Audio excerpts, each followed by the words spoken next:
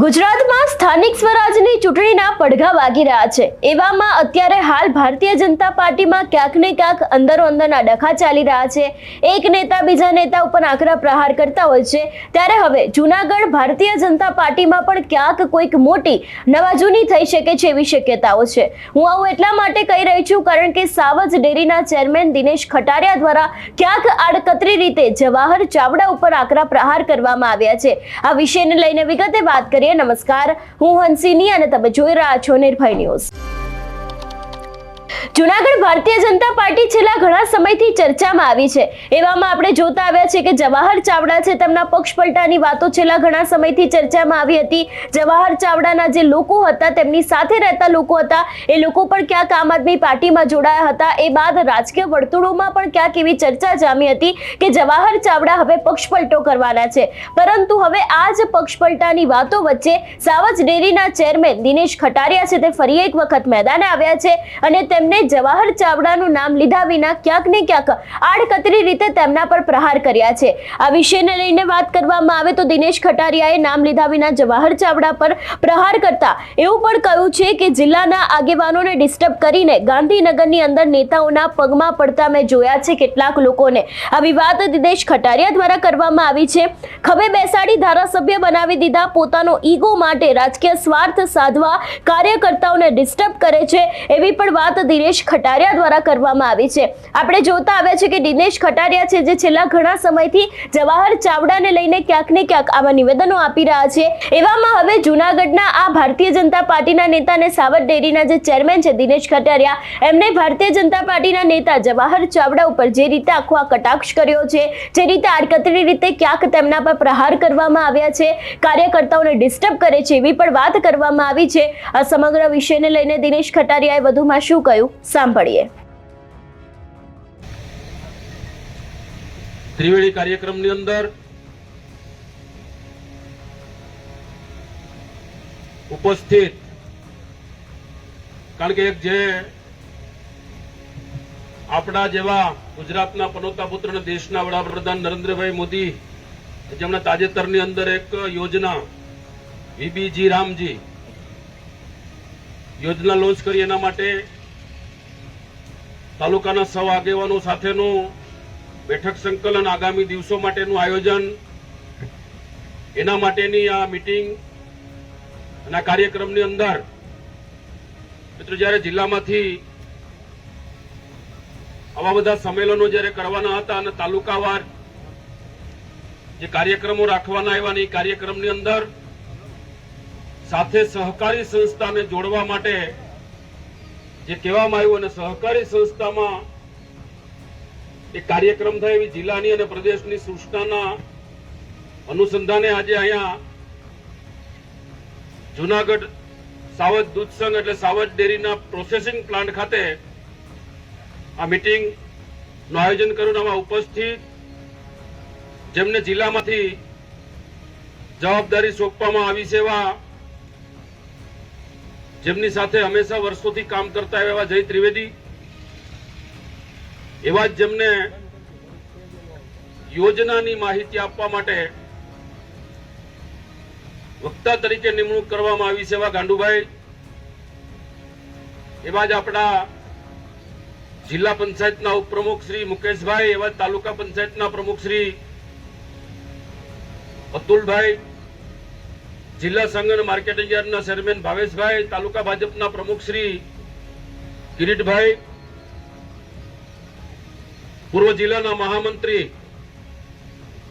અને માણાવદરની વિધાનસભા જેને એક વખત લડવાનો મોકો મળ્યો છે, એવા નીતિનભાઈ ઉર્ફે ટીનુભાઈ ફળદુ,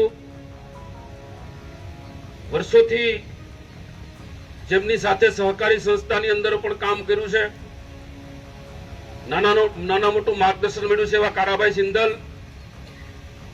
એવા જ ભીખુભાઈ બોરીસા, ભાઈ શ્રી જિલ્લા તાલુકા પંચાયતના ઉપપ્રમુખ શ્રી ગોવિંદભાઈ, ભાઈ શ્રી મુકેશભાઈ, દુલાભાઈ, ધારાસભ્યના અંગત સચિવને એમના પીએ તરીકેની ભૂમિકા ભજવતા એવા રમેશભાઈ વાણવી, કાંતિભાઈ કાબા, ભાઈ શ્રી રમેશભાઈ, રામભાઈ,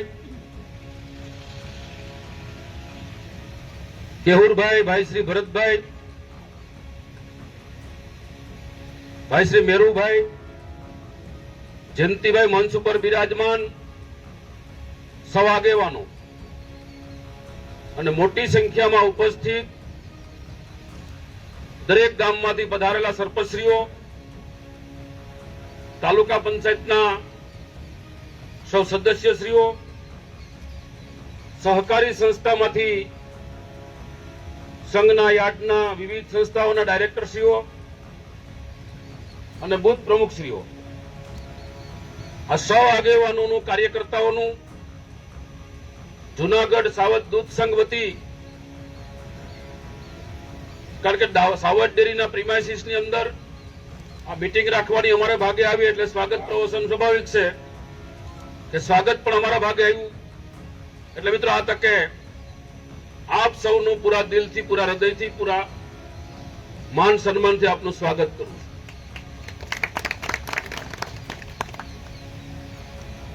મારા પછીના વક્તાઓ ઘણું બધું માર્ગદર્શન આપવાના છે જેના ભાગમાં આવશે. પણ મિત્રો આજે 3 કાર્યક્રમો અને 3 જે નક્કી કરવામાં આવ્યા અને 3 એક સાથે એટલે ત્રિવેણી કાર્યક્રમ જયારે કરવામાં આવ્યો અને એને સફળ બનાવવા માટે આપ સૌ જયારે ઉપસ્થિત રહ્યા ત્યારે ફરીથી આપ સૌનું સ્વાગત કરું છું. વાત રહી આગામી ચૂંટણીઓની, તો ચૂંટણી વિશે બે વાત કરીને પછી મારી વાતને હું પૂરી કરીશ કે આગામી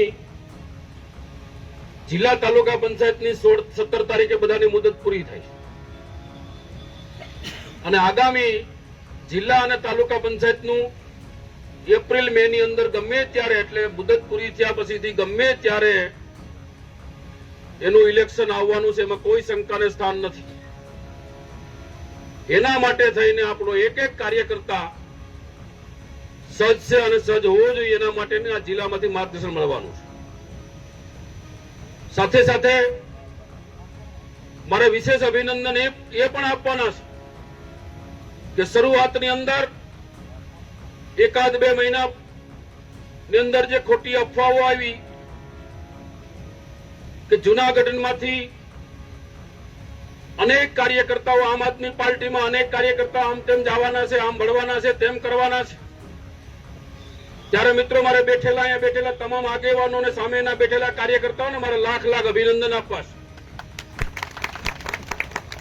કે ભારતીય જનતા પક્ષના એક પણ કાર્યકર્તાએ અન્ય કોઈ પણ પાર્ટીનો ખેસ ડોકમાં પહેરવા માટેનો પણ સુધા વિચાર ન કર્યો, બદલ લાખ અભિનંદન. મિત્રો નાના મોટા પ્રશ્નો પાર્ટીમાં, પરિવારમાં રહેવાના છે. કોઈ પાર્ટીમાં હોય, કોઈ પરિવારમાં હોય તો નાના મોટી બાબતો રહેવાની છે, નાના મોટા પ્રશ્નો રહેવાના છે. આ તો આવડી મોટી વિશ્વ ફલક ઉપરની પાર્ટી છે જેનામાં વિશ્વમાં જેમનું નામ છે. આવડી પાર્ટીની અંદર મિત્રો નાના મોટા કોઈ પ્રશ્ન હશે, કોઈ કામ થયા હશે, કોઈ નહીં થયા હોય, કોઈ 2 કામ થશે, 2 નહીં થાય, પણ આખરે તો સૌએ સાથે મળીને લોકોની સેવા કરવાની છે, સેવાડાના માનવીની સેવા કરવાની છે. ત્યારે ભારતીય જનતા પક્ષના હાથ મજબૂત આપણે સૌએ કરવાના છે. અને મારે તમને ઘણી બધી વાતો એવી કરવાની છે કે જે લોકોએ પાર્ટીની અંદર રહ્યા પછી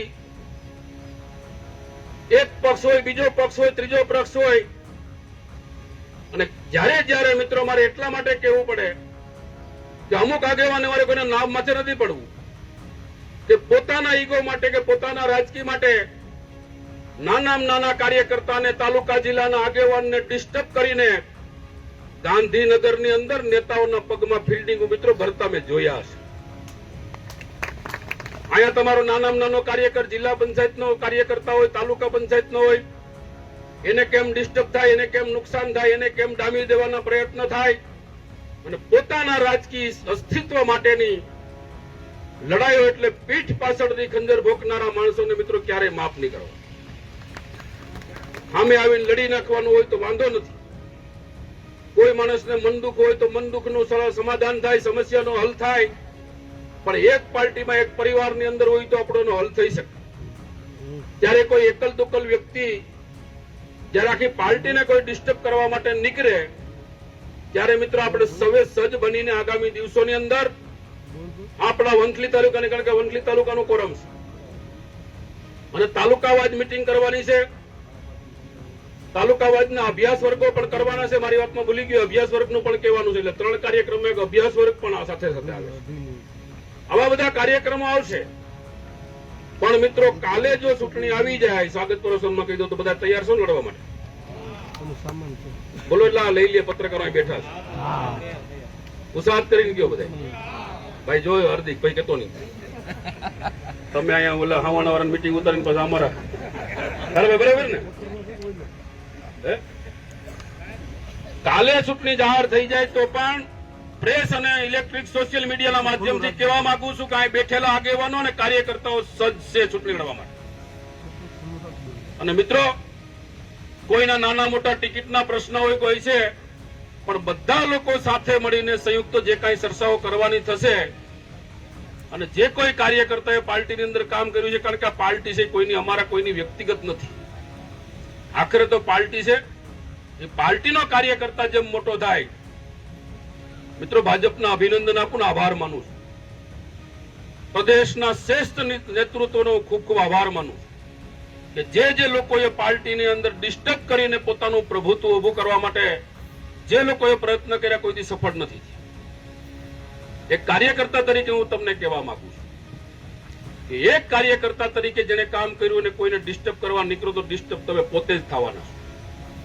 એટલા માટે આજે વિશેષ કાંઈ નહીં કહેતા, આગામી તાલુકા જિલ્લા પંચાયત હોય કે આગામી ધારાસભાની ચૂંટણી હોય, ત્યારે મારે ઘણી વખત કોઈ મને એમ કહેતા હોય, મારે ટીનુભાઈ મારે 5 મિનિટ પૂરતી ચર્ચા થઈ હતી, તમને કહી દો એટલે કોઈના મનમાં કઈ આમ બરાબર. એક ઓસિંતા એક જગ્યાએ ભેગા છે ને મેં કીધું એને, મેં આખરે તો તમારો જીવે ભાજપનો છે ને મારો જીવે ભાજપનો છે, અને કેટલાક વર્ષો સુધી આયારામ ગયારામ કરવાનું છે. સમજ્યા તમે? લગભગ તો બહારથી લાવીને નીકળ્યા અમે ખંભે બેહાડી. બરાબર, હશું ખોટું? જેટલા લોકો ક્યાંયથી આવે એના માટે હજ થઈને જવાનું, લડી લેવાનું, ધારાસભ્ય બનાવી દેવાના, અને ધારાસભ્ય બને પછી પાછી એની કાગળ સાંભળવાની. એટલા માટે મિત્રો આજ વિશેષ કઈ કેવું નથી, પણ તમારામાંનો કોઈ તાલુકા પંચાયતનો સભ્ય બને, આમાંનો કોઈ આપણાનો જિલ્લા પંચાયતનો સભ્ય બને, અને આગામી દિવસોની અંદર વિધાનસભાની હોય કે લોકસભાની ચૂંટણી હોય, ત્યારે આપણો અવાજ, આપણો અધિકાર તાલુકા અને જિલ્લા પંચાયતની અંદર બુલંદ બને, એના માટેના આ ત્રિવેણી કાર્યક્રમો, હવે સતત કાર્યક્રમો આવતા રહેવાના છે. એટલા માટે આ ભારતીય જનતા પક્ષ એવો છે કે હું નહીં પણ તું, જ્યારે કોઈ વ્યક્તિ તરીકે કોઈ પાર્ટીને દબાવવા નીકળે અને પાર્ટી માટે એવું કરે, ત્યારે પાર્ટીએ મિત્રો એવું કીધું છે કે અમારો કાર્યકર્તા પહેલા, આગેવાન પછી. ઘણા લોકો ગાંધીનગરમાં આમંત્રણ દેવા જાય, ગાંધીનગરની અંદર મિનિસ્ટરોના ઘરે જાય, સંગઠનના પ્રમુખને, સંગઠનથી માંડી નાખી ટીમને મળે કે અમારે અહીંયા આવો, પણ પેલો અભિપ્રાય જિલ્લા સંગઠનનો, તાલુકા સંગઠનનો લેવાતો હોય છે. એવી જો કોઈ પાર્ટી હોય તો ભારતીય જનતા પક્ષ એક જ છે. અમે પણ કોઈ કાર્યકર્તાને અહીંયા જતા હોય તો પેલા પૂછીએ કે ભાઈ ક્યાં જેવું છે કે નહીં. એમ જિલ્લાની અંદર પણ કઈ કાર્યક્રમ હોય તો જિલ્લાને અને પ્રદેશને પૂછે છે કે આને પાર્ટીને ખંજર ભોંકવામાં કઈ ખામી રાખી કે નહીં. અહીંથી કાર્યકર્તા સંગઠન કે રાખી નથી અને તક નથી છોડી તો રહેવા દો. સમજી ગયા ને તમે? એટલે ભાજપનો કાર્યકર્તા ભારતીય જનતા પક્ષમાં કમિટમેન્ટ આગેવાનોની મિત્રો હંમેશાના માટે કિંમત થવાની છે, એમાં કોઈ શંકા ને સ્થાન નથી. આ બધા અહીંયા બેઠેલા સ્ટેજ ઉપર, અને તમે બધા આ ભાજપ વંથલીનું એટલે ભાજપ કોણ? વંથલીનું ભાજપ એટલે કોણ? આ કાર્યકરો ને. આટલા કાર્યકર્તાઓ જો દિલથી ચૂંટણી લડવા નીકળે તો એક ઉમેદવાર હારે ખરો? હારી જાય કે હારે કરો? એક મને કયો. ન હારે ને. જ્યાં મિત્રો આપણા પોતાના લોકો પોતાના કોલામાં કઈ કરવું હોય કે કઈ થાય અને પછી બીજે લંગરિયા નાખવા જવા, એના કરતા બીજા ત્રીજાને અંદરો અંદર હશે તો હું મારું નહીં માને તો હું ભાઈને કહી, ત્રિવેદી સાહેબને, ત્રિવેદીભાઈ નું નહીં માને તો ટીનુભાઈને કેવું, ગાંડુભાઈને કેવું, કારાભાઈને કેવું, ભીખુભાઈને કેવું, કોકને કોક તો કેવા થાય કે નહીં. એટલા માટે મિત્રો વિશેષ કઈ નહીં કહેતા, ફરીથી આપ સૌનું હૃદયથી સ્વાગત કરી મારી વાતને પૂરી કરું છું. ભારત માતા કી જય, વંદે માતરમ, જય જય ગરવી ગુજરાત. જે રીતે અત્યારે હાલ જૂનાગઢના ભારતીય જનતા પાર્ટીમાં ક્યાંક કોઈક મોટી નવાજૂની થઈ શકે છે એવા અંધાર લાગી રહ્યા છે. દિનેશ ખટારિયા છે જે છેલ્લા ઘણા સમયથી ક્યાંક ને ક્યાંક જવાહર ચાવડા ઉપર આકરા પ્રહાર કરી રહ્યા છે. આડકતરી રીતે પણ ક્યાંક ને ક્યાંક તેમના દ્વારા ઘણી બધી વાતો કહેવામાં આવી રહી છે. આ બધાની વચ્ચે આપણે જોયું હતું થોડા સમય અગાઉ અને મેં વાત પણ કરી હતી કે જવાહર ચાવડાના જે નજીકના લોકો છે એ લોકો આમ આદમી પાર્ટીમાં જોડાયા હતા. એ બાદ જવાહર ચાવડાના પક્ષ પલટાની વાતો પણ ઘણી ચાલી હતી. એવામાં હવે જ્યારે સ્થાનિક સ્વરાજની ચૂંટણી આવી રહી છે ત્યારે દિનેશ ખટારિયા દ્વારા જે રીતે આ સમગ્ર વાત કરવામાં આવી છે, જૂનાગઢ ભાજપની અંદર પણ ક્યાંક કોઈક નવી વસ્તુ થઈ શકે છે એવી શક્યતાઓ લાગી રહી છે. આ બધાની વચ્ચે જોવાનું રહેશે કે જે રીતે ક્યાંક ને ક્યાંક દિનેશ ખટારિયા દ્વારા જવાહર ચાવડા ઉપર આડકતરી રીતે પ્રહાર કરવામાં આવ્યા છે, જે આક્ષેપો લગાવવામાં આવ્યા છે, એ વાતને લઈને જવાહર ચાવડા દ્વારા કંઈ કહેવામાં આવશે કે કેમ. તમારું શું માનવું છે આ વિષયને લઈને અમને કમેન્ટ કરીને ચોક્કસ જણાવજો. તેની સાથે અમારી ચેનલ નિર્ભય ન્યૂઝને લાઇક, શેર અને સબસ્ક્રાઇબ કરવાનું ભૂલશો નહીં. નમસ્કાર.